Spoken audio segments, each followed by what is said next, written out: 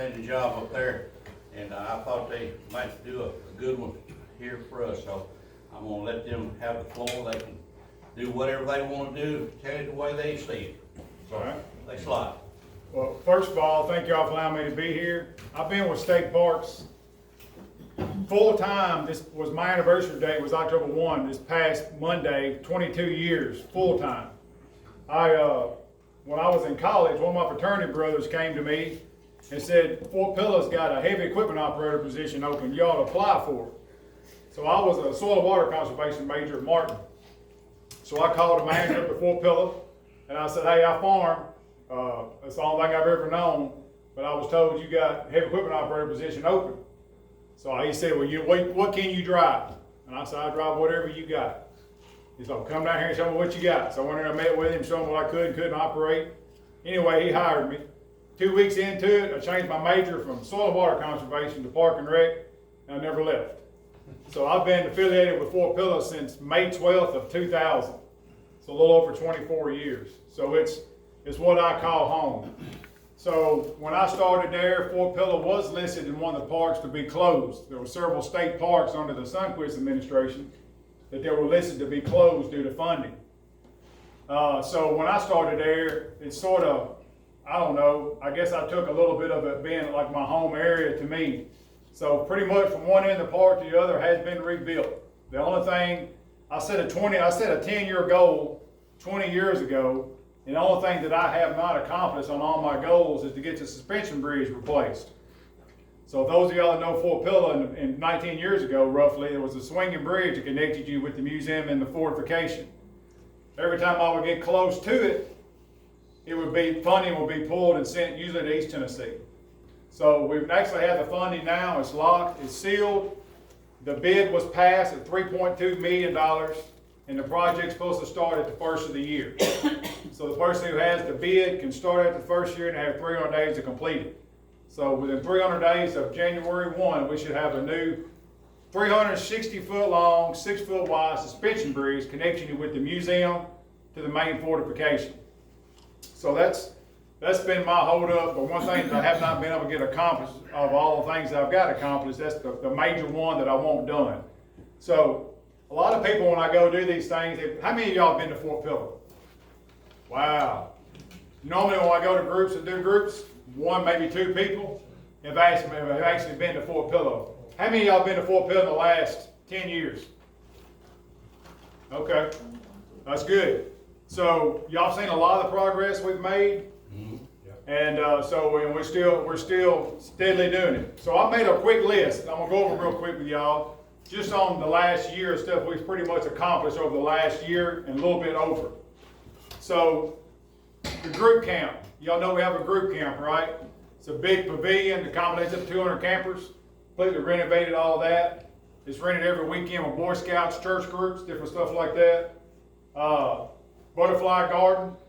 If y'all came to the park back in the 90s, there was a building when you first come in on the right that had animals in it, and it was like an information center. It was covered in asbestos and different chemicals.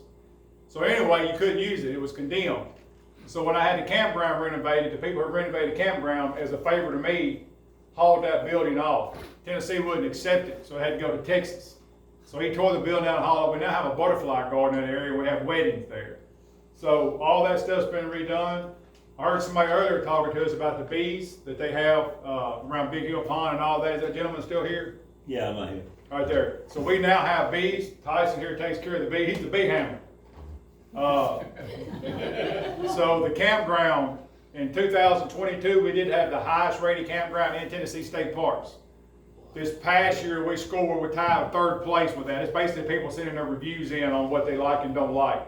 We're tied on 3rd place this past year.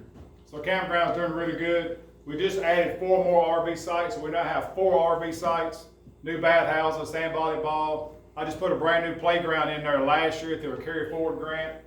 So the campgrounds are really good. Everything's ready. It's coming up weekend, and it's our fall break for our area. So we got people there all week long with the campground.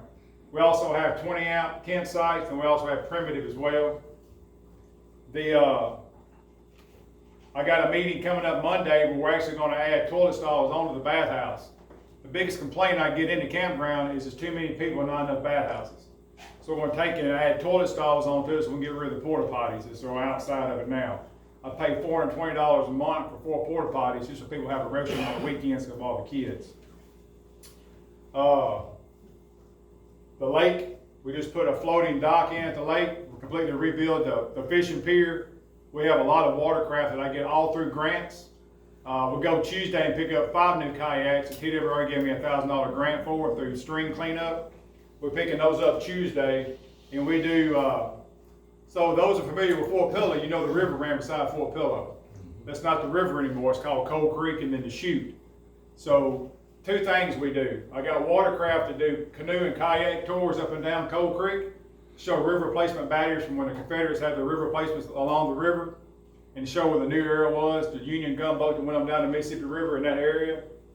So we do that now, and then last year on July, I actually received a pontoon boat from Pickwick. They surplus every 3 years, and I took one of their boats and brought it in. I got a grant through ADA, basically stripped that boat down, we did it in-house. Got it, we can move the chairs around, got canopy, and we do guided pontoon tours along Cold Creek in the Chute now. And they sell out, each time we do one, they sell out. We haul up to 15 people now that we've stripped it down and put the movable chairs on it. So you'd be surprised, people just in Lauderdale County who've never been on that body of water. So now people, when we tour these things out, people really enjoy to do that. Tyson's taking that over, that's he's required to do 1 fee-based. I also have another ranger, he's also required to do fee-based. I think he's got a lantern hike coming up, it's coming up weekend, or sometime close. School groups, we get a lot of school groups. We put a lot of our money into the picnic area. This past year, we redone all that. Put air conditioner inside the restrooms, plus weekends we get family reunions, weddings, and all that kind of stuff there. So in the month of May, this past May alone, first 5 days, we had 1,200 kids. So our groups are consisting, averaging anywhere from 200 to 300 kids a day. So I rely heavily on volunteers. We have a lot of Civil War reenactors that come in during these events. Without them, we couldn't do any of the stuff that we do. It's me and Tyson and 1 ranger. So I'll dress out and do museum tours. He'll dress out and be on the cannon crew. And the other ranger sort of just takes kids from whatever group they got to go to. So we'll have, any of y'all know Roy Collins? Mr. Roy Collins comes for almost all of them and brings his cannon. We'll bring kids to him. They'll go through his. Tyson will do a rifle demonstration, that's 2. My museum tour is 3. Then I'll have some other kind of program out there. I'll have 4 to go through, then we get them all together and go on a hike to the fort and back. So that's pretty much a day, a field trip day for us. They get there about 9, leave about 2 o'clock. So the pavilion does get a lot of use. The museum, if you haven't seen it recently, the whole outside of it now is done in what we call fake logs. Kentucky logs out of Kentucky come in and hand poured concrete logs that look like wood and covered the whole museum in it.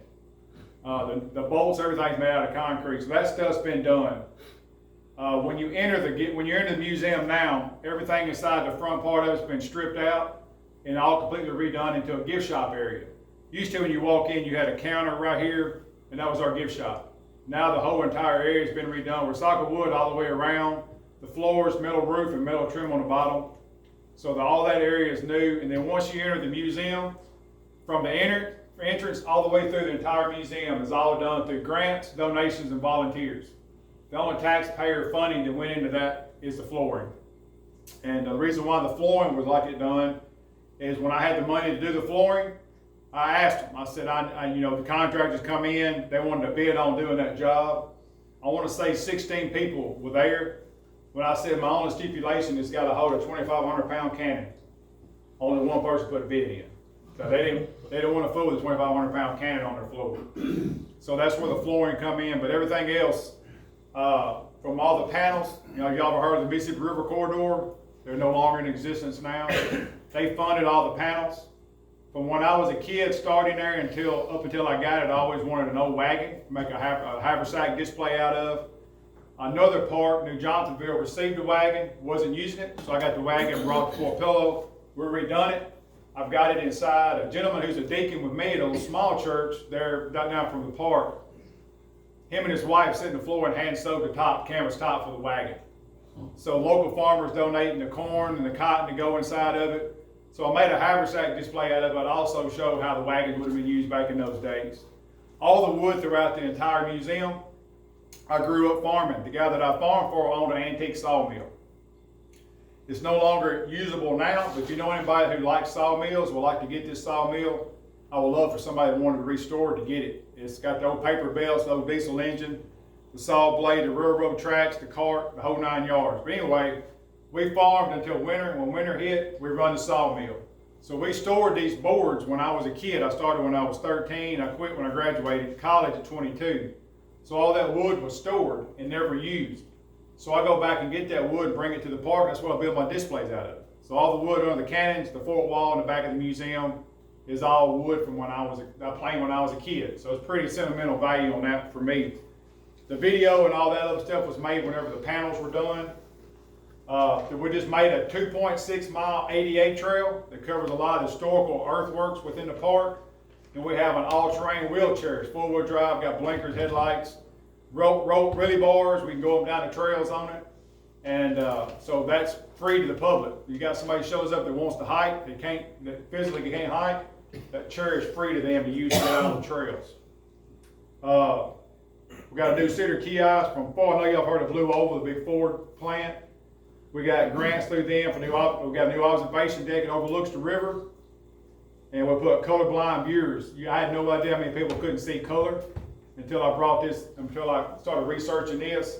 So now we have 2 colorblind viewers mounted on the deck for people who can't see color. Of course, we talked about the pontoon. We do pontoon tours. I just got an NPS grant, National Park Service grant. So when you're hiking the trails of Fort Pillow, instead of us cutting trees and doing dirt work that causes erosion, you download an app to your phone, and when you get to a certain area that has some historical significance to it, you can hold your phone up and it shows you what it looked like during 1864. So that's, like they call it AI, basically, artificial intelligence. It's an NPS grant funding that. We just got that a couple weeks ago, so that's in the works now for that. Well, I don't went over school groups. Our next Living History event will be April the 12th, which is the anniversary of Fort Pillow. Fort Pillow was April 12th, 1864. And then the last one I guess I'll talk about is a suspension bridge, and that should start at the first of the year on that one. So that's going to be our big one, our big project right there. And the last grant that I've got, I find out November 1st if I get it. And so when you're going through the park, all the earthworks along the side of the road, it's got all the big mature trees growing on it. I've got a grant to remove those trees, make it look like it did back in 1864. So I got a person that'll cut the trees, who has equipment to cut them where it don't disrupt the soil, and then another company that'll come in and buy those trees and take them out without disturbing the earthworks. So that's sort of what we got right now. Does anybody have any questions on that? So that's what we're sort of working with right now with projects and grants and all that. So with the history of Fort Pillow, what kind of questions do y'all have about Fort Pillow? Normally, I always have a couple questions somebody wants to ask right off the bat. Yes, sir. How you spell that? Fort. Well, all my relatives say P-I-L-L-E-R because that's the way they say I say it. I had a friend in college when I was working there as a seasonal, and they called up and was like, "We're trying to find Fort Pillow, and it does not exist." And I said, "What are you talking about?" I said, "I'm here now." I said, "It's Fort Pillow." P-I-L-L-O-W. So something that you didn't mention, in the campground, we have Wi-Fi now. Yep, free Wi-Fi. No joke here. The Wi-Fi password is super simple. It is Fort Pillow Campgrounds, that's all lowercase, no spaces. All right, I tell you that to tell you this. I'm telling people what the password is, and they're like, it's not working. Get my phone, I'm like, yeah, it's working, I've got it. They're spelling Fort Pillar. You don't realize how bad you talk until you watch a video of yourself talking. And then I look at myself. I go all over the place to do presentations. Yes, sir. Where did that name come from? Fort Pillow? Yeah. Fort Pillow is named after Gideon Pillow. Yeah. Gideon Pillow was that's famous. right. I forgot. Yeah. Right. So when you're coming through the museum, some of the panels that we That's basically how I really done the panels on it, is I base it off of kids. When school groups come in there, they have certain questions they ask, certain questions adults ask. So when you come in, you got the first panel talk about the secession, and it goes straight into Gideon Pillow, which Gideon Pillow never arrived at Fort Pillow. He was famous for the Mexican War, but he never did arrive there. But since they already named it Fort Pillow after Gideon Pillow, they just left it the name after him. He did open a law firm in Memphis in 1865, so he did stay local to the area. So, yes, sir. When my family moved from eastern Kentucky up into Cincinnati area, the kids at school up there, they used to say to me, will you say window? And I say winder. They say, what? I say winder. They made me say it 3 or 4 times before I said, well, you big dummy, don't you, I'm making fun of you. That's all I got about that. My step family is from Indiana. It's a little town called Spencer, Indiana. Love the little town, but every time we go up there, and I'll go in to check in to the inn inside the park, I'm like, hey, my name's Robbie, I have a reservation. And it's like everybody in there stops what they're doing and looks at me. And the woman's like, say that one more time. And I'll repeat myself. Every time I'll order a cheeseburger, and I got to repeat it 3 or 4 times while everybody's watching me. But I get that a lot. I think I talk worse than what I really think I do. Anybody else have any questions? Yes, Do you sir. allow horseback riding? No, sir. With Tennessee state parks, any historical sites is foot traffic only. No horse, no bikes, anything like that allowed. Are your RV campsites full hookup? Right now, we've got 20, 30, 50 amp. There's water. The pads are concrete with asphalt going to them. Everything except for sewage. We do have a dump station on the way out. One of the things that I am working on is I don't want to put a sewage pump in. If you've been to the museum, you know you go downhill to it. Where the field on the right before you get to the museum is a septic tank. So all that sewage is being pumped from the museum up that sidewalk all the way to that field. And we're having issues now. I'm finna pay $47,000 to have a pump replaced at the museum. That's the field we made James Price camp. That's the one he camps in. He sleeps right on top of it. But so I don't want to do that within the campground. So I have some sites that are elevated above the septic tank, and we have a lot of people that don't want to leave. They just want to stay there.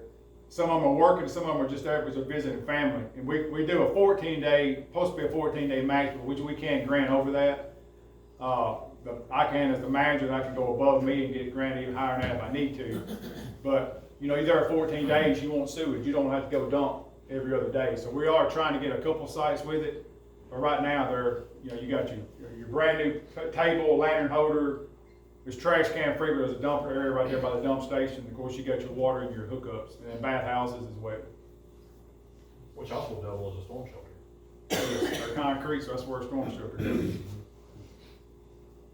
So, as y'all know, Fort Pillow was built by Confederate soldiers. It was finished sometime around 61. Once the Confederate soldiers abandoned Fort Pillow, a lot of people say it was a battle that occurred that took them away.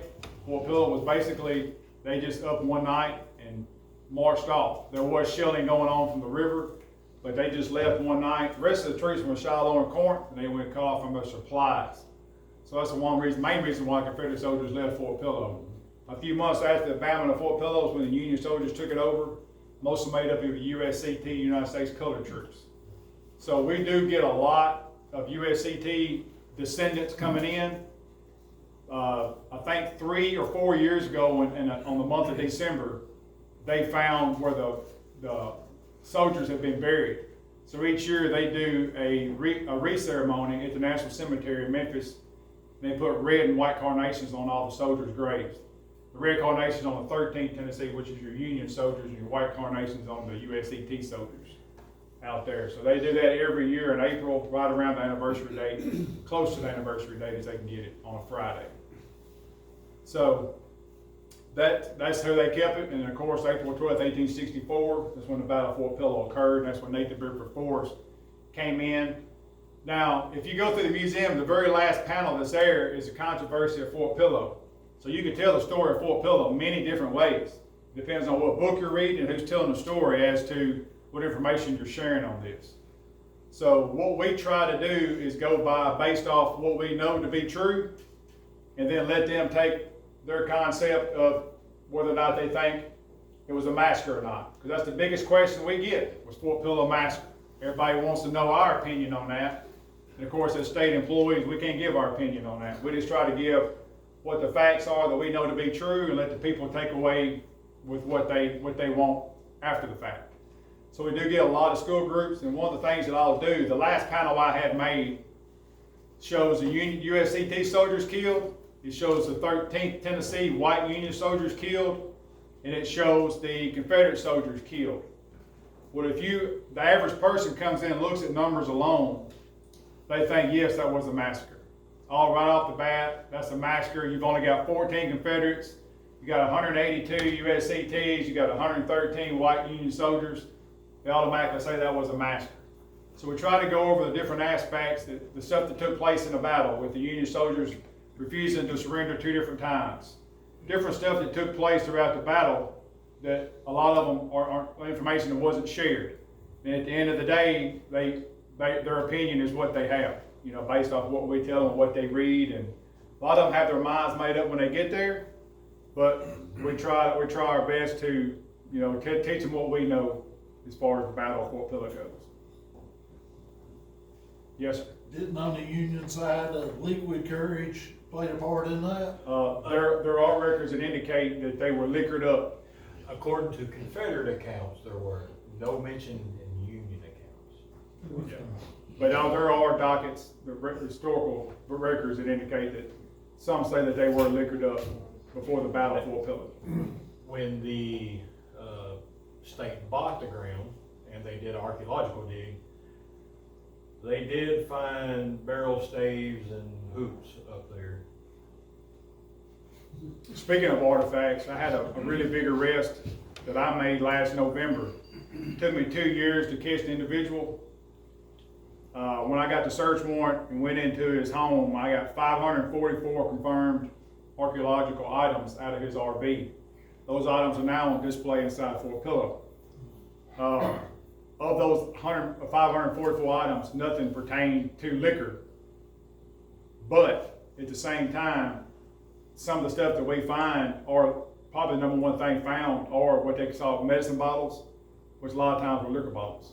So several cannonballs, some live, some not. 101 unshot bullets, somewhere around 80 shot bullets. So it was a really big collection. He actually hand drilled some of these things out and poured the powder out of them.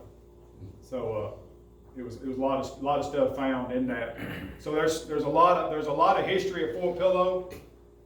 There's 5 inner forts. People don't realize how big Fort Pillow is, but it's roughly 5 miles of outer earthworks and 5 inner forts. 1,000 acres. 1,642 acres is the whole park, and the majority of that is inside the fortification. So with that being said, a lot of historians will argue that Fort Pillow is the biggest intact fort in the nation as far as in forts and the land mass of it. So it's a big park. I had a group come in years ago with backpacks and antennas with the GPS.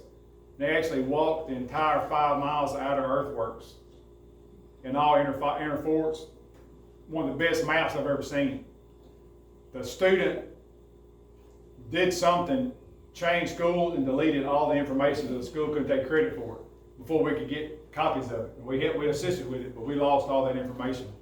But it was a lot. Like they spent weeks down there walking all this different stuff, which I can show you all 5 inner forts. And this grant that we're doing with NPS now, it actually going to put signage. I have approval through archaeology already to mount the signs, but the signs will be mounted at all 5 inner forts. So the average person is not familiar with the surroundings. When they walk in, they'll see this and they'll know that they're one of the inner forts. Of course, the main fortification, you're there because we got the wooden walls, we got cannons, we got a tent, and we're slowly but surely clearing the trees back from that to make it look like it did during 1864. There have been 23 cabins located down through there. So one of the other things I'm doing once the bridge is completed is I'm building one of the historical cabins. If you've seen the cabins in New Johnsonville, it's similar to those, but the ones at Fort Pillow also had the canvas top. What's the fort across the river from Paris? Donaldson. Fort Donaldson actually has a tent a canvas top cabin over there. So however, I'm not sure if they do the shingled roof and then stretch the canvas over to make it last longer, or how they do that. But I would like to try to make mine as historically correct as possible. The fortification that's there now is made almost to key to the way it was during Fort Pillow, with the exception we use treated lumber, of course. But the cannon ports themselves are not historically correct, and that is my fault. We have extremely high erosion concerns at Fort Pillow. It's all wind-blown silts. When you come into Fort Pillow, everything on the left is flat as a pancake. Everything on the right is just rolling hill bluffs. It mimics Middle and East Tennessee in a lot of ways. So when we built those cannon ports, the issue that I had is that, be historically correct, you would flare them out and stair step them down so that the cannon can fire out of them. Yeah. I didn't do that. When I had them built, some of these things were so wallowed out that we were putting 14 and 15 bags of concrete per post. That's how much this stuff had wallowed out and eroded out. So we actually built the cannon port straight and then capped them. Of course, you can't cap a cannon port in real life because your cannon would shoot through it. But that's how we've got it done now to try to make it last. We were hoping when we done this grant that the grant was going to pay to rebuild the fortification. I done it 15 years ago. It was $40,000 in lumber. So you could just imagine what it would cost today to redo that fort like we do, like we have it now. But I would like to have it historically correct, but at the same time, we can't find the funding to fix it every so many months when our cannon ports start collapsing. So that's where we stand with that. But other than that, it's about as true to key as you can get from 1864. Any more questions? Do y'all do archaeological digs there now, or? No, sir. They haven't done an archaeological dig since 1976, whenever they started building. They came apart in 71, but really nothing established until 76 was when the museum was built, campground was put in, and a lot of things were established in 76. So 76 is sort of the key year there for a lot of the stuff that was built on the park. They done a lot then whenever they dug and built Fort Pillow, but like in today's times, I feel that, let's just say Fort Pillow is privately owned and was given to the state today. A lot of the stuff you see us there with now would not exist in today's times. For example, there would not be a playground. It wouldn't be a campground. The museum would not be underground. They dug a hole. So when you go in a museum, there's ground, soil above you. They definitely would not do that in today's times. So a lot of things will be different today than what it was back in 76. So whenever we redo anything now, we have to base it off the blueprints of 76 and build it back in the exact same blueprints that it was in. That's one of the issues we run into when we're trying to make new facilities and add on to stuff, is we're having to use existing foundations. Very good question. Yes, ma'am. I always wondered, why did they put the visitor center underground like that? They won all kind of awards on that, and I love the way the museum is, but why they done it that way is basically, it's not really underground. They built it inside of a bank. And people will ask, you know, you got the General Fort right here, which is where the 13th Tennessee was stationed at. And people will say, well, you're not going to find anything right here. They done dug this and done all this other stuff. All it takes is one rain. And you'd be surprised at the stuff that uncovers themselves at historical sites. We was out there doing something years ago. The maintenance guy that did this, he's passed away.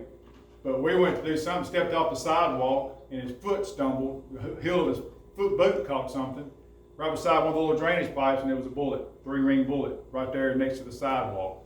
So you really never know, and all that stuff's in the museum. So if somebody, years ago I started doing this, so if somebody comes out and they're hiking after a hard rain, they look on the right on the bluff and they see a bullet or something like that, a button, whatever it might be, they'll bring it to me and I put it in the case, put their name on it. And I'm like, you'd rather have it in a museum where 100,000 people a year see it, or you'd rather have it at home, pull it out of your closet? Which one do you rather have? So they like having their name on inside of a museum. So They legally can't take it anyway, can they? legally, no, sir. But I mean, how would I know if they pick up a button and put it in their pocket? You know, the chances of me knowing that would be slim. Yeah. What exactly do you tell the people that ask you, was it a massacre or was it just war?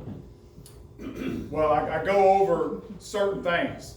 I go over the fact that You know, they refused surrender twice. The Union soldiers, when they came in, they clear cut all the trees for a half mile out. That's called an abatis. That's a war term. That's basically cut the trees down, put the bud trees together to form an obstacle for your opponent. Right. I know I'm country and that probably come out in many different words, but basically that's how they would slow down the traffic coming to them.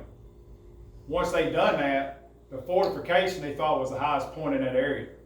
Where if you're a cavalry unit, you're riding in on horseback in 1860, you would probably think the same thing. Because how are you gonna know without today's technology that the next bluff over is higher? Yeah. So when the Union soldiers clear cut that bluff, they realized that the next bluff over is higher. So when the sharpshooters came in, they lined along the bluff and they picked the majority of the soldiers off, and they took off over the fortification. So without them clear cutting them trees, that never would have happened. The sharpshooters wouldn't have been able to do what they done.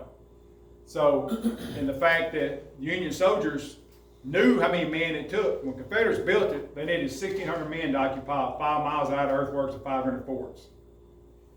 With that being said, Union soldiers in January of '64, I think they had 1,493 men, somewhere in that neighborhood.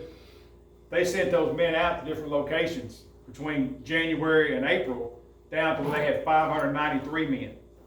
So they had about a third of what they needed to occupy Fort Pillow. When Nathan Bedford Forrest came in, he had anywhere between 1,600 and 2,000 men. So the fighting actually occurred before Forrest even got there. He actually stopped the fighting. Depending on which book you read, some say 1 horse, some say 3 horses. But from a lot of stuff that we see, the horses that he lost was right there in front of the General Fort, right next to the museum. That's the understanding that I get out of it. Of course, depending on who you ask as to who he lost his horse at. But there's a lot of things that go into it that could have been prevented. You know, the whole the refusal of surrender. You talking about the liquor. That's another thing that gets brought up a lot when I do these conversations. You know, with school groups, it's not that big of an issue. But if you get a hardcore Confederate group and a hardcore Union group in a museum at the same time, which I've had multiple times, the conversation never goes right. And it don't matter what I say on either side, you know, you're wrong. I'm wrong. But, you know, and I also hear on the Union side, people say that was the first time Forrest's men had fought USCT soldiers. I also don't believe that to be true because Fort Pillow's toward the end of the war. I know they had fought USCT soldiers prior to Fort Pillow. So there's a lot of things that are said that could go either way. You know, the whole thing with the liquor, different stuff like that. They lost the Union Army also lost their original commander, correct? Yeah, he had been killed. Early Lost that day. early that day. Yeah, So they were relying on the second in command. yeah. Booth had acted as Bradford Yeah. and Fury surrendered. So Yeah. that was, He so forged the Bradford name on one of the, that is correct. Swapped them. Yeah, Yeah. Bradford posed as Booth. yeah. So if anybody had asked me, you know, who to put the blame on, that would be one of my top targets just because, you know, yes, sir. You have a question? I know absolutely nothing about Fort Pillow, but why in the world did the Confederates abandon it and then go back and attack it? Good What was question. the strategy there? All right, so Fort Pillow, there was troops in Shiloh and Corinth. They knew at Fort Pillow, if they stayed at Fort Pillow, they were gonna be cut off from their supplies at Corinth and Shiloh. And it was probably gonna happen because 62, Memphis had already fell. Yeah. And Fort Pillow is north of Memphis, Right. So they didn't wanna get cut off from their supplies. they were actually surrounded that's right. Yeah. by enemy troops. Get out So while they they get abandoned it. Once they abandoned it, Union soldiers took it over. And so you ask, why did they come back? Yeah. One of the stories as to why they came back is they said the local community of Fort Pillow were sending letters in the Confederate Army asking them to come back because the USCTs were harassing the white women and stealing. Yeah. So the Union side of that is they wasn't stealing, they were just trying to feed themselves. They were hungry, they were trying to, because they said they had little to no quarter compared to the white soldiers that were there. So that's one of the things they used as to why they were stealing and harassing the white people is because they were trying to get food and goods from them. Yes, sir. See, Forrest had no intention, didn't even know anything about Fort Pillow until he was coming back down into Mississippi after one of his West Tennessee raids, and he didn't realize, that, the garrison there at Fort Pillow was harassing the neighborhood, and everything, so he decided he'd just put an end to it. That's basically, you know, why he went to Fort Pillow. Most say that's the only reason why Confederate soldiers came back, is because the letters they're receiving from the local community about the soldiers that are harassing them there. Very good question. Yes, So ma'am. you're saying that the federal troops there, the white troops, discriminated against the blacks and withheld supplies from them? And that's why they had to go out? Not so Defend much, themselves? but what they say, the 13th Tennessee, which is your white Union soldiers, received more and better quarter and supplies than the USCT soldiers did. Some will argue with that, and some will not. Those are just some of the things that is brought up with Fort Pillow as to why the USCTs suffered the way they did during the Battle of Fort Pillow, because they had little to no quarter. But it seems like if they were fighting for the same cause in the same place, they would have gotten equal supplies, You would right? think so, So but a lot of them say they didn't, like the cabins that were there. They said only white soldiers used the cabins. So there was some racist and discrimination within the fort? To Yes, some degree, a yeah. lot of people say there was a lot of that going on. And, you know, a lot of them also say that the Union soldiers were told that if you abandon your fortification or retreat, you'll be shot by your own men. That's another thing that's floating out there that, you know, that was said about the Union soldiers. So one of the defense mechanisms that the Union soldiers were banking on was that once they come off the bluff of the fort down to the river, you had the new era. The new era was supposed to open up all their cannon ports and fire as many rounds as they possibly could over at the Confederates. Well, Confederate sharpshooters were lined along the bluff and was ordered to fire as many rounds as possible into the new era. The new era was low on supplies, low on powder. They never opened their cannon ports, never fired the first shot. So if you're in an ironclad ship and you're sitting there and all you hear is ding, ding, ding, ding, ding, ding all around you, you're not going to open that cannon port up because you know what's going to happen when you do. So they never opened that cannon port, never fired the first shot. Matter of fact, they sailed upriver out of gunfire, out of range of They gunfire. look the same. And these were due to Confederate sharpshooters. And the other thing is a lot of the talk about Fort Pillow being a massacre is women and children being killed at the Battle of Fort Pillow. They said that the Confederate Army massacred the women and children. Well, the New Era captain stated that the women and children were carried, and the sick, or actually the wounded, were carried an hour and a half to 2 hours prior to the battle on coal barges. To Memphis. Yep. And that there was also no bodies of women and children recovered after the Battle of Fort Pillow. No bodies. That's what a lot of the records indicate. Of women and children. Women and Right, children. that's what I'm like, yeah. Yeah, the bodies were put into a mass grave right there in front of the fort. I'll call it so like a moat. It's the ditch going in front of the fort. That was a mass grave. The local community actually come and got some of their loved ones and took them back home and buried them in their home cemetery. And the rest of them were dug up and relocated to National Cemetery in Memphis, which is where they currently are now. How long did they occupy the Union Army? How long did they occupy that fort? From end of 62 to 64, April 12th, 1864. A while then. Yes, sir. Back several years ago, they had an article in the commercial field that the black, community was trying to get this as a national park.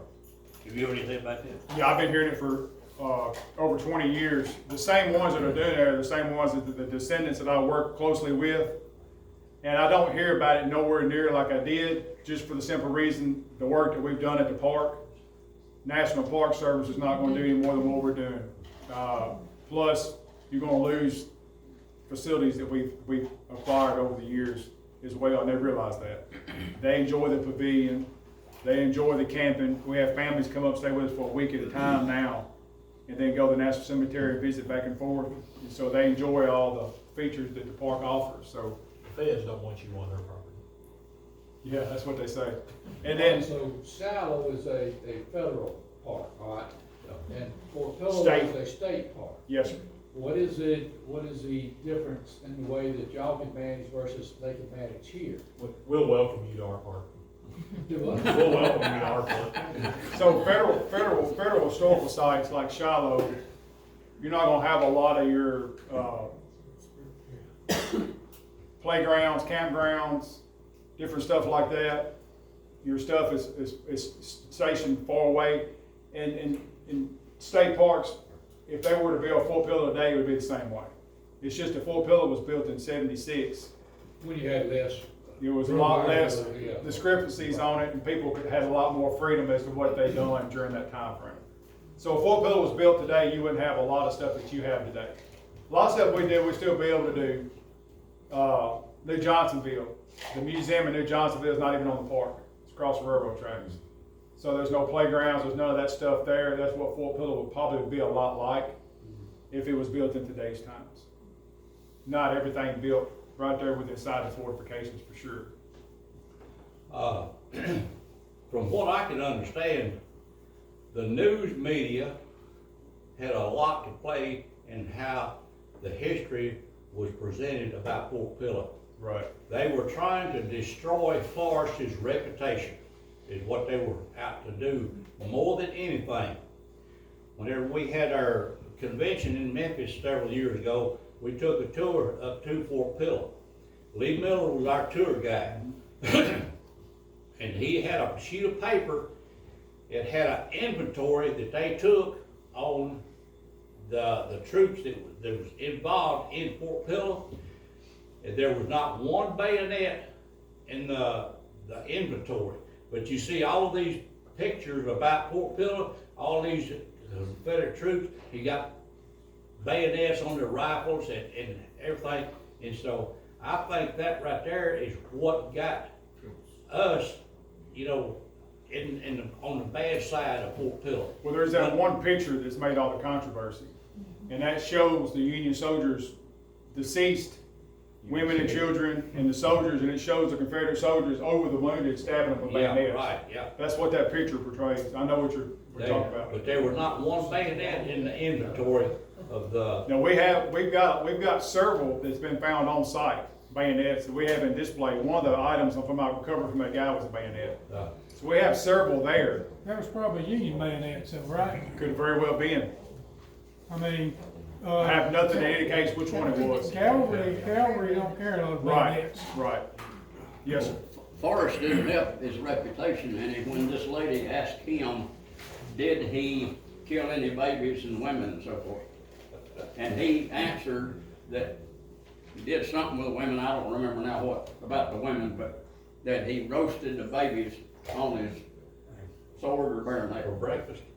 For breakfast. Yeah. For breakfast, yeah. Yeah, Yeah, he didn't help me understand it. that was way after the war though. Yeah, that's way after. Whenever they redid our video, one of the comments made on there by the guy doing the presentation, he said that Forrest had forgotten about Fort Pillow. He moved on until it was brought back up in the congressional Right. thing. So that's when it was all brought back up, and that's when the news media hit it, and it went from there to what it is now. Right. Yes, sir. Well, I mean, there was a propaganda machine going. Yeah. The Northern propaganda machine. I mean, it was so big that they already had those patches made up that they wore at Bryce Crossroads, Yeah. the colored troops. Remember Fort Pillow? I mean, the machine was grinding. Right. How many prisoners were taken? Let's That'll see. tell you whether or not there was a massacre. Well, look at it like this right here. 304 were USCT out of 593. 182 of those were killed. So that leaves you a little over 200 white soldiers, and 113 of them were killed. So if you look at percentages, there's no difference. There's no difference in white and black. You got 182 USCT soldiers killed, but you had more USCTs than you had white. Right. You got 113 white soldiers killed, but you had less white soldiers than you had USCT soldiers. 50%. So you got, here, I got the math right here. Give you the exact numbers here. So 593, 304 were black. Union soldiers present, April 12th.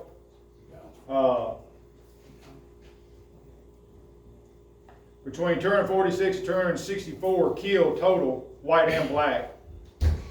And then 31 later down the road, so 277, 295 after the battle. So out of 182 plus 113, subtracted from basically 593, and those were your prisoners of war. You want me to do the math? So they were basically 1,000 men shy of what really needed to be to man that. A minimum of 1,600 men is where the Confederates had built Fort Pillow, 500 forts and 5 miles out of earthworks. 593.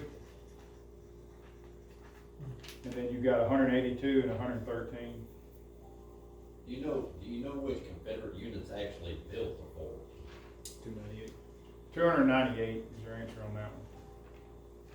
So the propaganda was more northern because they had more printing presses left after the war, right? Right. Look Look at it that way. The question from the back was, who built, what Confederate unit built the fort? You got the, you talking about built it from the beginning? Yeah. I've got that. Most of the stuff we got right here is pertaining to the actual battle itself. Yeah. Villa Peak was the one that announced Fort Pillow is finished in 1861. So I do know that. They took an awful lot of men. I mean, we see. That's another thing that we run into with that too, is a lot of your history books indicate that they used between 1,500 and 2,000 slaves when they built Fort Pillow. So if you got 5 miles out of earthworks, if you've never seen Fort Pillow, you got your earthworks, you know, they're rolling hills. In some places there's 3 of them, and there's 5 miles long. And so, I mean, you could imagine the work that went into that and the amount of people. The biggest piece of equipment they would have been a horse or a mule. You know, so it's amazing what they could accomplish back in those days. Do you know how long it took them to build it? I mean, it was finished in 61. So pretty quick. Yeah. Rather quick. So Forrest took those 200 prisoners, correct? Almost 300. Almost 300. Where did you carry them? The car? No, Shot. Andersonville. Andersonville? I thought I had read that we first carried them to Corinth and then maybe somewhere else. Maybe then on to Asheville. May have carried them to Corinth and put them on. What we have just indicates that they went from there to Andersonville. So, you know, Bradford refused surrender. Booth had done been killed, and then a lot of you indicates also that Bradford was killed between Fort Pillow and Tipton County. Y'all know, have y'all heard of Fort Wright yet? Yeah. Fort Wright is an underground powder magazine by river, maybe 5 miles from Fort Pillow. If you drive, it's an hour and a half. But it's underground. It's got the fabric hanging in it that they would use to absorb the moisture. And it was from what we're being told, it's on private property. So no people that own the property own it. I would love for it to be part of Fort Pillow. It's just the distance.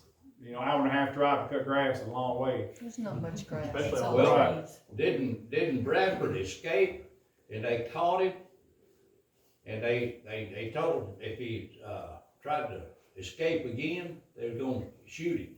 Well, a lot of He it did. indicate that he was in civilian clothing when they caught him. Yeah. He didn't dress in the civilian Yeah, clothing. right, yeah, And they shot him.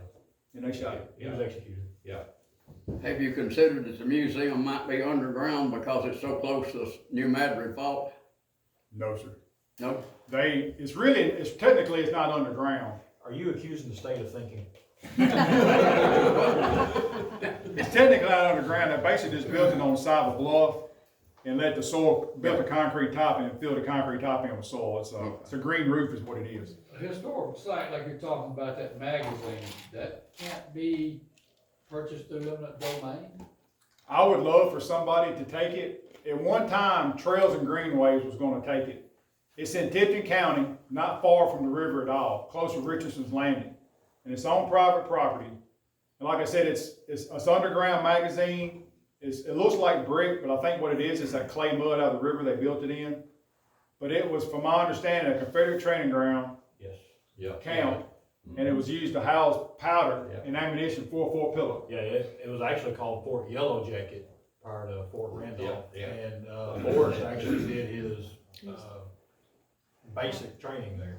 Matter of fact, that's where Forrest was at one time, whenever he was private. Yeah, They this is say, basic training. some of the records indicate that that's where he first started his training at. Yeah. Right. Cause Seems if y'all like they don't have a get lot it of soon, flexibility. when I was there several years ago, it was caved in on the top. Yeah. You know, so water could get in it, and that's been years ago. If there's some way you could get that area and just a little bit of land with it, where you could go in there and have somebody that knows what they're doing to reinforce it where it don't collapse, where people can not even go in it, but if you could just go down there and look inside of it, you know, and see that and have like some kind of building that indicates like a museum type thing with it. But from what I gather, the state has no interest in spending the money to do something like that. To my knowledge, nobody has taken, is owned up to wanting ownership of it. I would love for it to be part of us, even if I had to put staff there. You know, it'd be a neat, Wouldn't it be a small park in itself, or it small? could be very well. I mean, depending on how much acreage you could get, depending on what the family who owns it would give up. I don't know what they would sell. Do you have any idea what family owns it? I do not. Therefore, for years, they did like a little event each year there, and people would show up, but I haven't, it's almost like it's been dropped off, people not even talking about it like they used to. Yeah, Roy You Collins say was you've there. been to it? If you know Roy Been to Collins, it? Yeah. I have to. You have? Yeah. if you know Roy Collins, he can tell you more about it than anybody, because he's with the groups that spend the time over there. So the people that live in the house right beside are not the people that own that land? I don't know. I have no idea on that one. I don't even know the family's name of the land, of I the can't owners. remember. But I don't think they would just allow people to just show up and go over there. No, we had to have permission. It's private property. And I think TWRA's pretty much suspended everything because of the bats. Yeah. Yeah, there's That's bad- another issue you got too, is white nose syndrome. It's a disease by bats, anything like that. If you have any kind of recognition of a bat that might have that, they'll close the area down, can't even get in it. Anywhere there's caves that you got bats, anything underground can have a bat in it. White nose syndrome is what it's called. Whenever they assaulted Fort Pillow there, you know, there's a deep railing right there in front of it. Forrest had got troops down in there, and the sharpshooters were keeping the heads down inside the fort and everything. And whenever they sounded the charge, they come up, they didn't use their rifles or carbines, they used their Navy 36s. And that's what they went in there and assaulted, and they had a lot more firepower than the Union did with their rifles. So that's one of the reasons that there was such a high casualty rate there. 12 shots versus one One, shot. that's right, yeah. And then, whenever they did, you know, get them routed and everything, they was running, and then they was reloaded at the same time, and they would stop and fire back at them, and that was another reason that, you know, they was shooting, the Union troops, is because they wasn't surrendering. Right. Some records indicate that they tried to surrender and then they had arms. They regained arms after they surrendered. Yeah. That's one indication that a lot of it's poured over and over and over in some of the history books, is that they give up arms regained, and then you got to put yourself in the motion of the battle. As our old historian said in the video, if you're a Confederate soldier and you're running to that fort because your job is to take that fort over, and you got people running at you screaming, wearing a different colored uniform than what you are, or they're running at you screaming and because they're trying to get away, or they're running and screaming at you because the same way you run is screaming at them. It's war. Yeah. So, Bottom line is war. yeah, bottom line is war. Yes, sir. Roughly how many sharpshooters were there? What type of rifles were they using? Do you know? Yes, all of them. So Confederates weren't, It's not. was no standard issue. So there was Obviously, there was some Whitworth running around, because the case that Robbie made, we got a unfired Whitworth bullet, which was awesome. But I mean, you're We looking had a at, rifle up here last month. really? Yes, sir. Sure So did. you're looking at guys who may have brought guns from home versus. A lot of these guys did bring guns from home. Really? So they may have been shooting 36 caliber squirrel rifles, or they may have been shooting 58. Double barrel shotgun. So A lot this, of 58. A this sharpshooter's is probably not, not this gonna is do too not well. really a company of sharpshooters per se. This was just a rebel company basically that was shooting down at the fort. They're well enough known to be called sharpshooters, so. Confederate, not rebel. Oh. I was always a rebel. So it was not He a, let the back door. it was not an organized group of sharpshooters. Okay. So it was all with Chalmers and Anderson and Bartow. It was just men and their units that Okay. Good could shoot. shots. Yeah, So it wasn't organized. correct. Okay. You're looking at some long distance shots. As a crow flies, it's a half a mile from the museum to the restored fortification. Cause I thought most of their rifles didn't have that kind of range. Oh, they can reach out there. Yeah. Well, the rifles have the range, the The people, musket, I guess I was thinking. most people don't have. Right. But they were good shots. Well, Booth took a bullet to the heart within the first few minutes of Right. the fight. So Forrest wasn't But he there would on have been at the scene. general fort. Fight was down by the cabins. Yeah, you're right. He would have been, because he would have been with the USCT soldiers. He brought them in, so yes. So you're looking at a half a mile range. So Forrest wasn't there on, who was officers in charge of these troops on the assault? So it was all under Chambers and then several So I mean, you've got attachments Bartow, Bell, Wilson, McCullough, Anderson. Okay, They basically surrounded that whole This whole area from crescent. river to river. Well, actually, river to Cold Creek in that pattern. So earlier you talked about the massacre. I like to paint the picture of what was going on. So the Union troops, after the initial fight, all fled to the restored fortification. Which is not designed to hold that many people.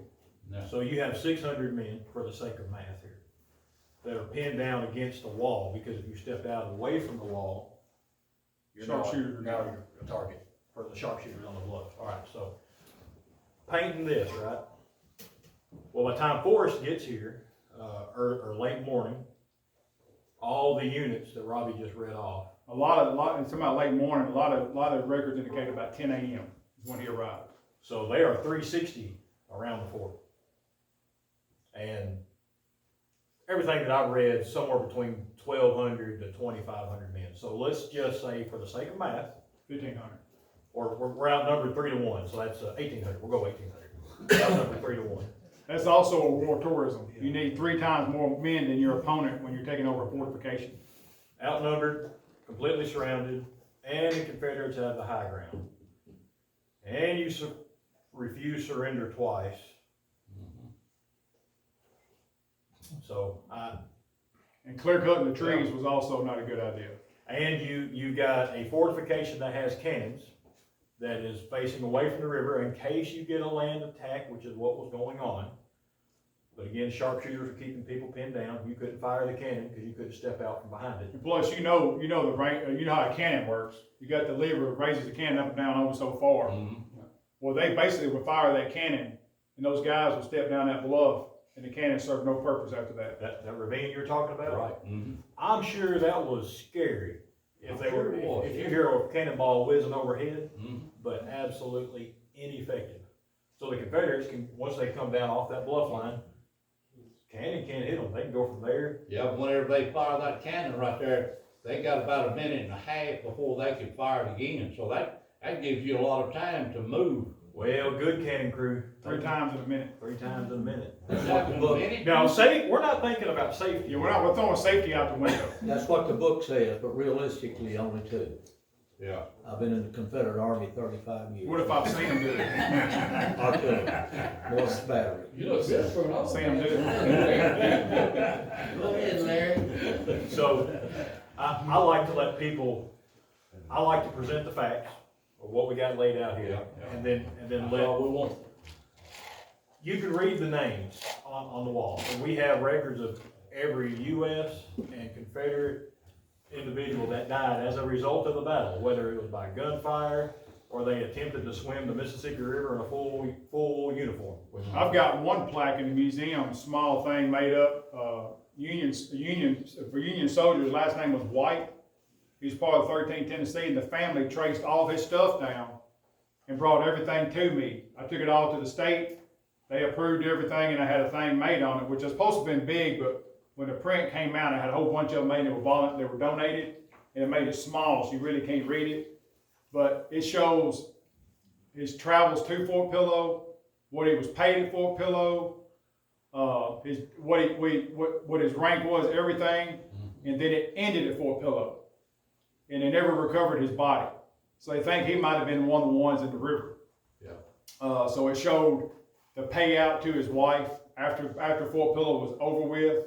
And they had all those records of everything on him. His last name was White. I got all that in the museum. So Was he black or white? he's white. He's part of the 13th Tennessee's your white Union soldiers. Oh, okay, So, okay. something else, this is what I've always wondered, and I'm sure you probably don't have an answer for this either. 2/3 of the people that died in the Civil War died of disease and starvation, not battlefield wounds. So Fort Pillow was in existence, one side or the other, from 61 till 64. There was a lot of people that died at that fort. Diseases. Right. Yeah. We have no idea. I don't know if I've even heard what they did with those people. Maybe they went back home. I don't know. But that's something I've always. Well, we know about the Union ones because they were called homegrown Yankees, the Right. USCTs, and they were taken home. A lot of those were taken home, buried in a home cemetery. Yeah. Even after the Battle of Fort Pillow, they were called homegrown Yankees because they were local.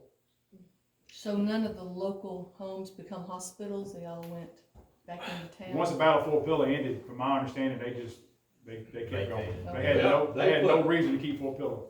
They put all of the wounded on a boat.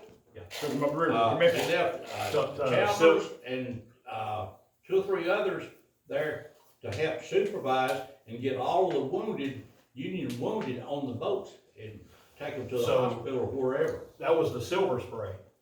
It was there with the New Era. And as Robbie said, how the New Era was getting bombarded by Yeah. sharpshooters. Those boats moved upriver. And after the battle, Forrest was trying to establish communication with the New Era Yeah. because he knew there was a lot of wounded that weren't gonna make it without medical attention. And let's face it, medical in 1864, they probably weren't gonna make it anyway. But the New Era was with knowing Forrest. I don't know if you know this or not, but he was quite the trickster, and they thought it was a trap. So Yeah. the New Era didn't make landfall till the next day, and Forrest basically just left all the wounded. It was like, best of luck, I gotta go. And most of them had passed during the night, but they still made the list of people who died as a result of the battle. Yeah. The list I've got shows He had to go everybody's name. somewhere where he could get some relief, cause he was in pretty bad shape whenever that horse fell and he Yeah, got shot. It said that he injured his shoulder and put him in a particularly ill mood. Which I thought that's how the guy came anyway. But I do have a list of everybody who died, causes of death, and all that. Uh-huh. And I've got that list made in the museum. A lot of my local school groups, when I bring them in, that's the very last thing in the museum, and I'll say, see if you see your last name. And all the kids will walk up there and look. On your African American kids, what do you think the percentage is? They say their last name on the board. Pretty big. About 80 local communities. Yes, sir, 80%. Huh. When did they do it to Confederate Day? Or wounded. You talking about the 14 that were killed? They would have taken them with them, to my knowledge. I have nothing that indicates they were buried on site. Nothing. Where did Forrest go when he left Fort Pillow? South towards Mississippi, I think. Mississippi. Yep. So they hauled their wounded off with them to a long. I have yes, sir. There was a official dispatch that Forrest sent, I forgot who he sent it to, his commanding officer, where it says he has a little thing he's gotta take care of before he head south. I mean, that's an official document. Yep, the little thing, talking about Fort Pillow. Uh-huh. Yep, that's what he was talking about when he said, I got a little thing to take care of. He's talking about Fort Pillow. Yeah. No, he had no intentions, they didn't even know about Fort Pillow really, until the locals, started. Well, there complaining. was no reason for him to even want Fort Pillow at that Right, time. right. But to answer your question, I don't have anything that indicates where the Confederates, the wounded and the deceased went from Fort Pillow, other than him taking them with him. I've never been able to find anything either. Has anybody ever used like, what the ground penetrating sonar? LiDAR. Sure, some of the colleges have that, You're talking about for the, to look for grave sites, that kind of stuff. yes, Surely they had a so- graveyard there at that well, Confederates and Union, didn't they? to answer your question, yes, there are body parts all over Fort Pillow. And they know they're there. When the ground was surveyed and when the park was built, they were recovered. I felony arrest based off people with human remains off Fort Pillow. So, yes, there are body parts all over Fort Pillow. But just to tell you, were they Native American? Here or wherever. Were they Native American? Were they Civil War? Homesteaders. We have a person in our department that can look at a picture and tell you if it's female and if it's a person by looking at it. Osteologist or something like that. Yeah. Anyway, she works for our department. I talk with her quite a bit because of law enforcement aspects of my job. And I can take a picture of something and send it to her and she'll say, yes, human, no, yes. She can look at it and tell me and can actually stand up in court as to whether or not it's human remains or not based off of her. That picture is of a 23-year-old female femur. She can tell if they, she even told me if they've given birth or not. Childbirth. And we don't know, A pelvic girdle. yeah, we don't know if these are, Native American. It's illegal to have them either way. So we don't know if they're Native American or if they're Civil War related. So, yes, they're human remains all over Fort Pillow. Native American artifacts all over Fort Pillow. Yeah, and you gotta remember too, before the fort was built, it was farm ground, family farms. Immediately after the Civil War, it went right back into farm ground. So there's been, that bluff's been homesteaded. We find more modern day farm equipment from the 50s than we do anything. Really? Because I have maintenance guys that's retired the last 6 years that worked they're in their upper 80s. Actually, he's 90. And he worked that ground up until 30 years ago. I mean, up until it became a park. His uncle farmed it, and he had his uncle grow cotton on it. And so he would literally tell me, we put a plow over here back in the 60s and never got it. And sure enough, big parts of that plow ain't over there where he was talking about. So a lot more modern day farm equipment than it is Civil War stuff out there, just because of that. I guess this is a question of law. You're talking about this other site, that was used for a magazine, Fort and Wright. training ground and all that, okay. Since that's on private property, can anybody with a metal detector go up there and find whatever? If the they- landowner gives you permission to be on it, you can be on it. Okay, all right, But that's up to that landowner. There's nobody can tell anything to you on your own property. all right. Now when you start, if you're messing with human remains, that's a different ballgame. There's different laws for that. But as long as you're finding, bullets, bayonets, Yep. stuff like Yeah, that. as long as the landowner, because I mean, you're criminal As long as you have trespassing. permission to be there, Because okay, if you dig, that's criminal trespassing. So, okay. I've had so many laws in the last year that I've had to deal with in court. It's different on state than it is on private, but at the same time, they can be used the same way. Yeah, and then if you find stuff that's valued at a certain amount, then you can get a felony charge for theft over $5,000 now. If it's on state property. No, Anywhere. If you don't have permission. Private property, you don't have permission. Correct. Right, but as long as I'm talking Yeah. about if you have permission. If you got permission from Yeah, landowner, keep you can whatever do it. find. Okay. I'd probably get it in writing. Yeah. What did you do to the guy that you caught? Well, it's, the last one I had, the big one I had, is 3 felonies and 3 Class A misdemeanors on him. So it's pretty bad. You get prison time? He would have. He's no longer with us. You kill him when you find him? I'm just That's why they don't want the ground penetration. The maintenance worker that's retired now, when he was younger and helped tend that ground, did he pick up bullets and spurs and all kind of artifacts? He in the told plow me, ground? at one time he had a jar in his closet full of bullets and buttons and different stuff from Civil War that he's collected over the years back when he was a kid. I've got a gentleman same one that built that canvas top for me. He's not in good health now. He had brain tumors, but he's a deacon with me at a little church.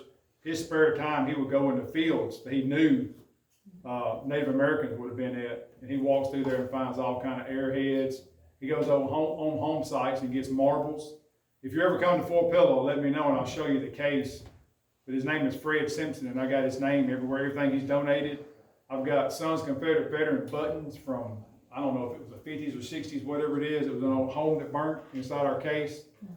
A bunch of grape shot that was in a house that burnt down, just different kind of stuff in there that he's found. Butt plates off of rifles, and he'll walk creeks and different stuff like that whenever he finds it.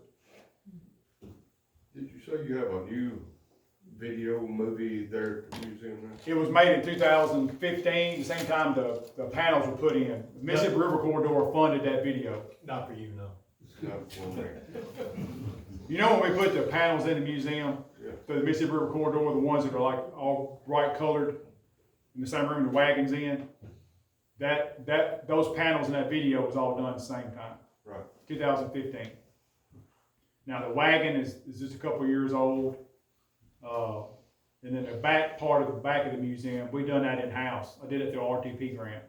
A lot of the stuff we already had, I just redone everything through a grant. So there was a movie before this one? It was if you want to call it that, you know how back in the old days they had the slideshow where a picture would go Right. and it wouldn't have it had sound, but wouldn't have movement to it. Right. Like, almost like a cartoon, and then the next one would come over and it would slide through the thing. That's what the movie was. And this one here is an actual video. Like one of those real things where you pick it? Yep. But it's a disc about big around, and it's got several hundred little pictures in it. And each time it went in front of the light, that's what was on the screen. The next one, that's what the old one was before the one we got now. It'd be like a picture, a cartoon picture of a Union soldier holding a gun, and in the background you hear a gun go off. That was the old video. So now we've got a actual video. It's about the battle, was it It's all about Fort Pillow. yeah. You keep talking about grants and stuff, and people donating. How much money do y'all receive from the state percentage wise? I mean. My operation budget, $781,000. $781,000. That's for That's everything. That's That's salaries. salaries, insurance, vehicles, fuel, equipment rentals. Insurance is absolutely insane what we pay in insurance. How much do you need? That's how much you get, but how much do you budget for? How much you got? Normally, About $3 now. actually it just up to that. Last year it was almost $100,000 less. And I normally give quite a bit back, and we normally make more than we're supposed to make. And that's my goal each year, is to save on expenditures and increase revenue. You don't get to keep 100% of your revenue? No, sir, if you don't spend it, it goes right back into Nashville. But you can spend. But if you everything spend, you if get, you spend over it, yeah. I can't justify anything for my staff. That's how when I do my evaluations on my staff, I try to give them the biggest, highest recommendations I can, try to come out the best I can. Because I have a very small staff. I've got 2 rangers, 2 maintenance guys, and 2 clerks, 1,642 acres. We all cut grass 3 days a week. I'm the manager. I spend 2 days a week cutting grass. He spends 2 days a week cutting grass. Out of my 2 maintenance guys, one of them is actually one of our living history presenters. He's on the Covington, he's with the Covington Sons of Confederate Veterans, Darrell Wright. I know you know Mr. Darrell. He does all the cleaning each day, so we all pitch in and do it. 20 miles of trails we clear. So it's a job, but yeah, it's in order for me to make sure they're taken care of, I just don't go over on expenditures. Yes, sir. The Friends Group, does the money still stay in the park there, or does it go in general fund? So we have a friends group, Right, I know. and we also have a donation. A park has a donation thing, so, I want to help y'all, they can. yeah, so the friends group, if y'all have ever been to one of our living histories, they're the one that feed everybody. Right.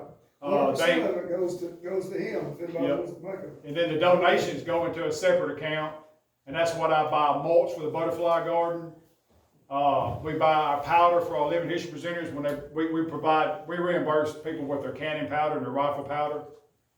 We have to buy from Dixie Gun Works, so I'm paying $22 a pound for powder right now.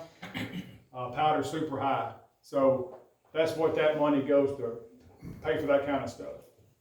I try not to use expenditures on stuff. Butterfly garden, I use it for an example. I get a lot of Eagle Scouts come in and do projects. I had one gentleman, his name is Devin Spearman, 14 years old. He came in, he loved Fort Pillow.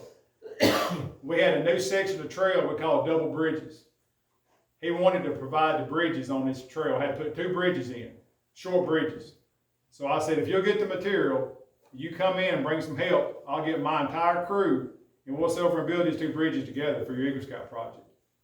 We built these bridges, took all the pictures, did everything, and then, when you finish the Eagle Scout project, the next step is you gotta go in front of the board and present your project, and they tell you whether or not you passed and you become Eagle Scout or not.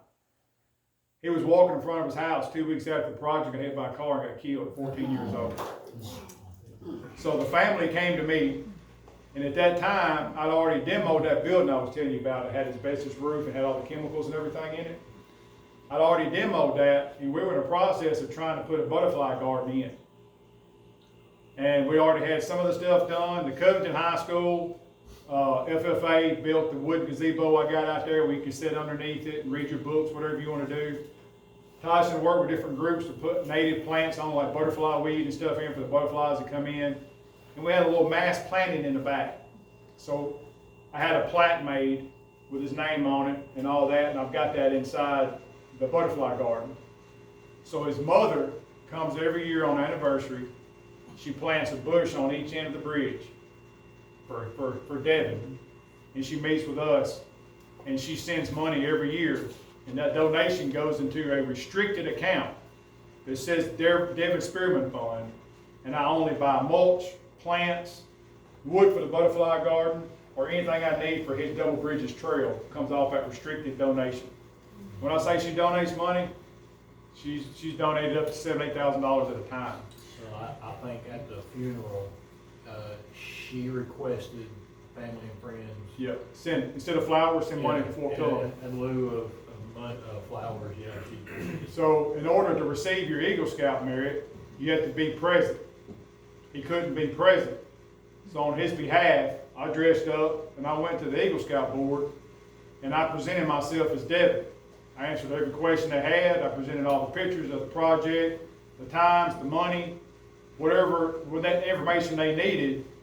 And at the end of it, they presented his mother his Eagle Scout merit. So it's very sentimental for me with the butterfly garden, just because I got so close with him at 14 years old, and the love he had for Fort Pillow was just crazy. He loved Fort Pillow. So that's when you go to Fort Pillow and you come in there and you see a sign for butterfly garden, you got a little bit of history about it now. So yes, sir.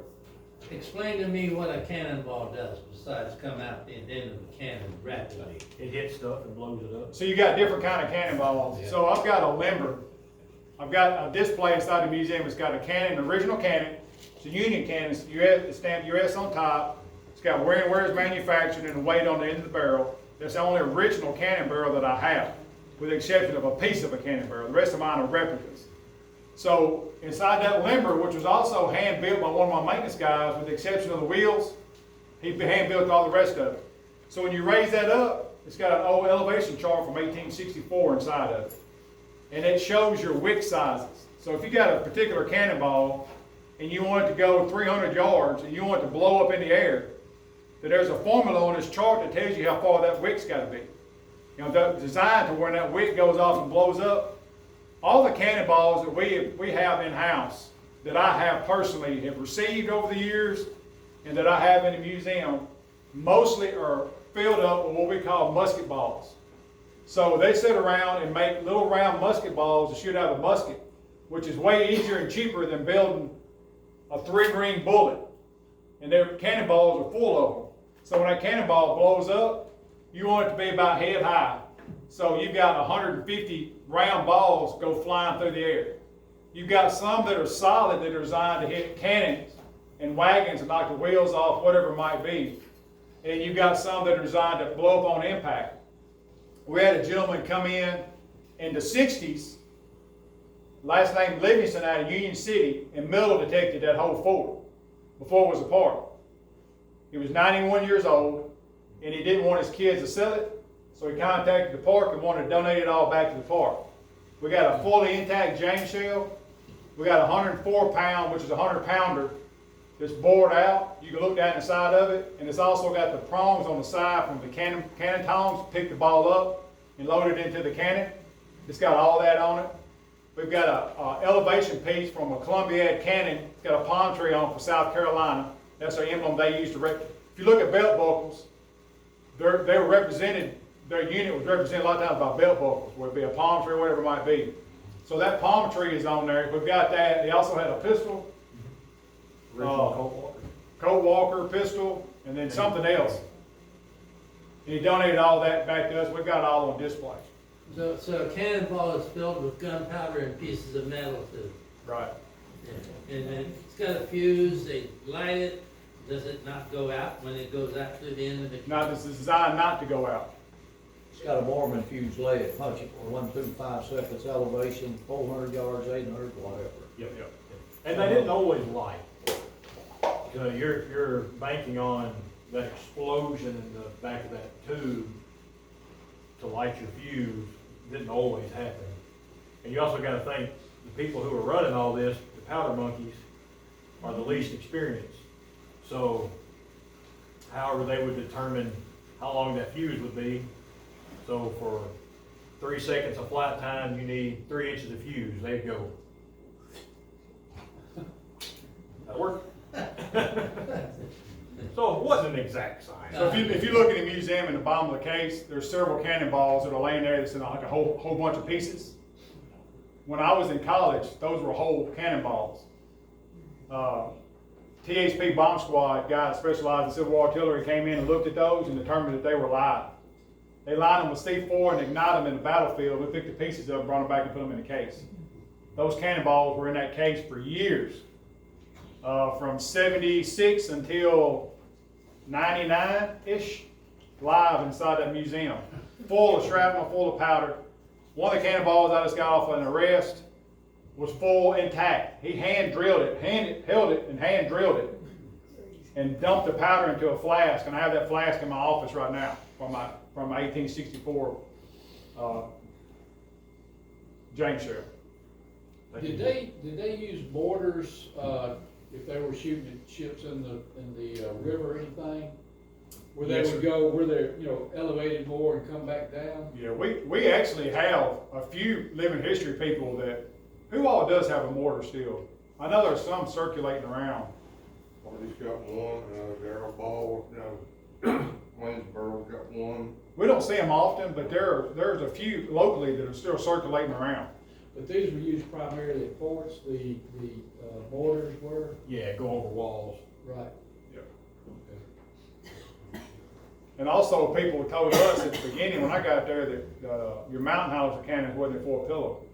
But there's a record of Nathan Bedford Forrest calling them worthless guns inside the fortification of Fort Pillow. So that's an indication that there were mountain howitzer cannons at Fort Pillow. Now what's a mountain? That's a small version. Like the one we have that we fire, we call it a pack mule. Pull the pins, throw it over you and take off. It's just a small version of a cannon. Which is what most of your living history presenters that show up, that's what they have. They're just as loud. They are. Anybody else have any questions? Yes, ma'am. This is in relation to what's been going on in East Tennessee. Is your money from the state secure for your Yes. suspension bridge? It's not going to be took No, back? ma'am. Okay. So basically what I done, I don't know how to describe this the right way. Fort Pillow was one of the parks listed to be closed. So when I was there and I first got manager, I was the youngest manager hired in the state of Tennessee.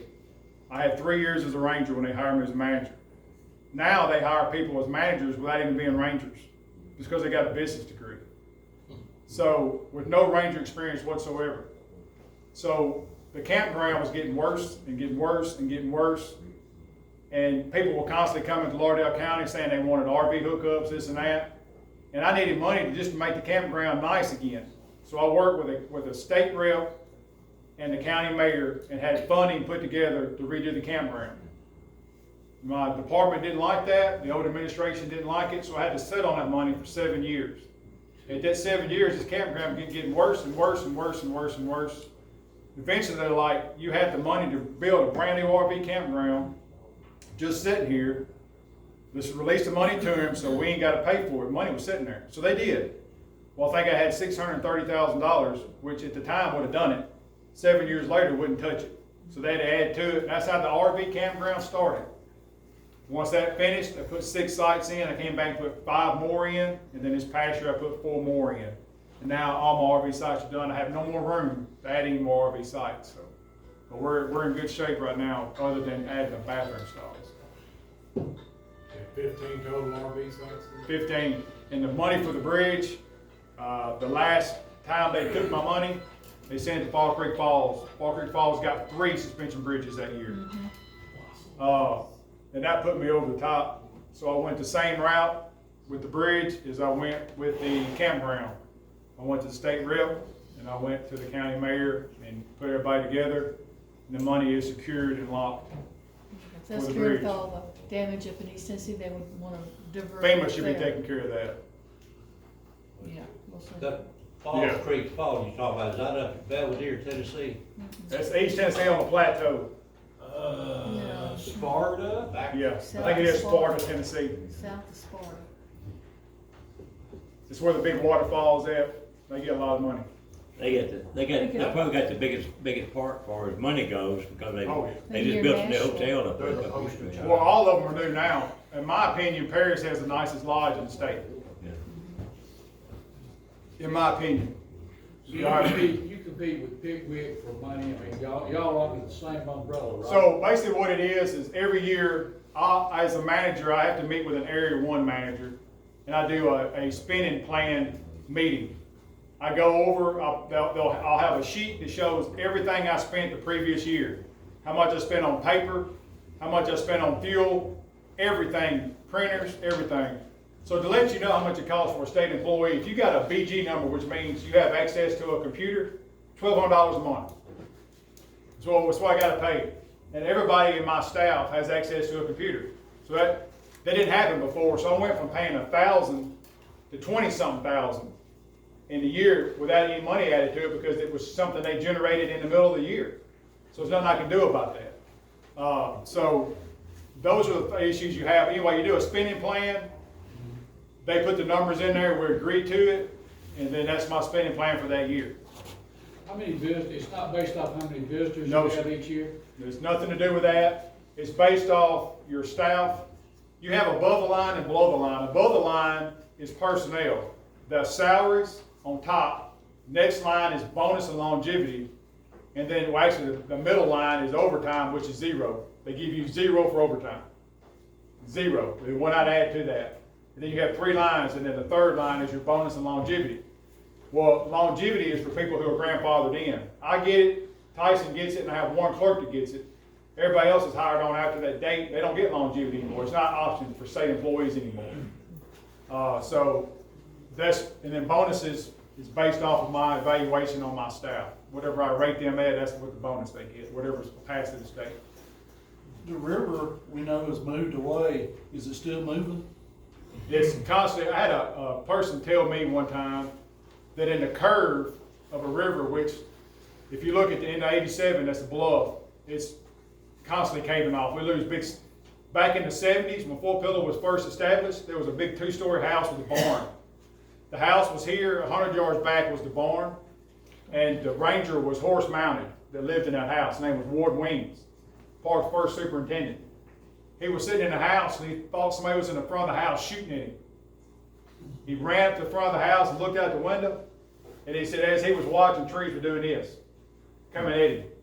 The bluff was caving off, coming toward his house. He was able to stay there a few months after that, from my understanding. The house has been long gone. And then that barn that was 100 yards behind it, the river is right beside it. Like I can't let I don't maintain it. I don't let staff up there, to let the public know it's there. It's a month ago, the pole on the side of the corner of the barn was a few inches from the river, and it's about 100 foot down. It's on top of the bluff. Is it moving back toward Fort Pillow. So how many acres of y'all has the park lost since the park was established? The park is listed to be 1,642 acres. The Blue Trail, which is the Chickasaw Bluff Trail, which is another historical significance to the area, you know, there's several of those. We've rerouted it. It got so bad, but one year we had a flood that went from September to September. The water never receded.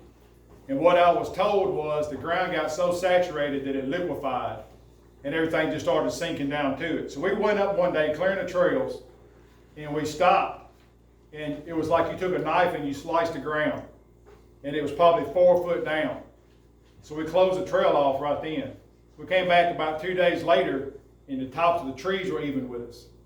It was just steadily sinking down, like kind of into liquid. It was liquid, the ground was liquefying. And a picnic table. Yeah, we had a picnic table that was sitting right here in a little area that was given to me through a grant that people would sit at, and the picnic table was like way down there, sitting in water. Craziest thing you've ever seen. Trees still standing, trail still intact, trail signage still intact, picnic table still sitting perfectly. 100 feet below us. Like, yeah, just like not even a wrinkle in it, just as it sat on top of the bluff, now it's just setting out after the So we've had to reroute. So as far as acres, I'm not sure. It's really not that far. Most of the areas is when we're getting up to the river, we'll make a turn. That's where we're finding it at. So I would say in the last 10 years, 100 yards plus from the edge where it was when I was there. There's an old cemetery down there that goes back in the 1800s. I had a gentleman come to me a couple years ago. He was finna turn 90. His sister was older than him, and she was buried there, and they never put a tombstone up there for her. But he knew there was a baby up there that was her niece, and somebody else was buried up there that they knew. And I found that lady, and the baby was right beside her. So I put his sister between them. He had a tombstone made, and we mounted it for him right there. So it's like a family tile cemetery, but it does date back to the 1800s. But everything is cutting off before you get to it. It's like your trail goes up and the cemetery is over here. When you get to the bluff, you turn and go straight to it. We're having to turn and go down the ravines, back up, do this to get to the cemetery. Back when I first started, you went from there all the way back to 87. Scouts could park a school bus in an old church off 87 and walk the Blue Trail all the way around to the camp and come in that way. Now I've got all that close. We was clearing it with a tractor, and I was walking behind the tractor with a chainsaw, and I looked at the right tire, and I was like, that looked funny. It's kind of spongy. So it was probably from me to you, distance from the edge. So I walked over and looked on the edge, and I could look all the way up underneath the tractor, and there was nothing there but the bank. It mushroomed out, and within a week, the whole area caved off. The tractor was driving on. We didn't even know it. So that whole section, that's why the whole section's been closed off. Erosion. I remember where the powder magazine is, years ago, you could walk around, but you could see the fence was hanging in the wind. It was already, so I'm sure it's sloughed off even more now. Oh, yeah. Yes, I had sir. a friend of mine, dead now, his funeral was last week in Ohio, Patriot, Indiana. He had some farm out there that was getting washed away by the Ohio River. He was suing the Corps of Engineers for some reason. His property was being washed away just like that, you know. I know we get Corps come down there a lot, right there where 87 ends. They were used to dump rock all along there. When a current hit the bank, it would hit rock and wouldn't wash away. You know, I haven't seen or heard them dump there in years. But if you don't really know a lot about the area, if you're going down Highway 87 and you pass the prison, when you go to turn right to go to the park, from there on, that area is called what we call Fulton, Tennessee. Fulton, Tennessee competed for Memphis back in the 1800s. You go to Gardner Funeral Home, and they've got pictures of Fulton, Tennessee, and all the wagons and all the old banks and everything on both sides of the road, all the way to the river. And the reason why it failed is because the bluff height is so tall, couldn't import and export off the river because of the high of the bluff. That's why Memphis went to where it was. At least that's what the stories tell me. Sounds good to me. I bought 30 acres on that, in that section where that town used to be. When I first moved there, a lady inherited it and she wanted to get rid of it, and I bought it. A whole lot cheaper than what I thought I could buy it for. But anyway, I bought it, and then there was a grave on it, a girl born 1860, and she died 1867. And it was like a legit tombstone like you would see in today's times. And one of our archaeologists told me that if you've got that on your property, then you probably got several hundred burial spots on your property. And the reason for that is people back then used wood. And they would take that one tombstone and they would say, John lies 30 steps northeast of this tombstone. And that's how they would mark it, because that individual would have enough money to put a tombstone in, but she died at 7 years old. So that was a booming little town at one time, Fulton. Any more questions? Well, y'all have enjoyed being with y'all. We've enjoyed hearing you. Yeah. Y'all come to Fort Phillips.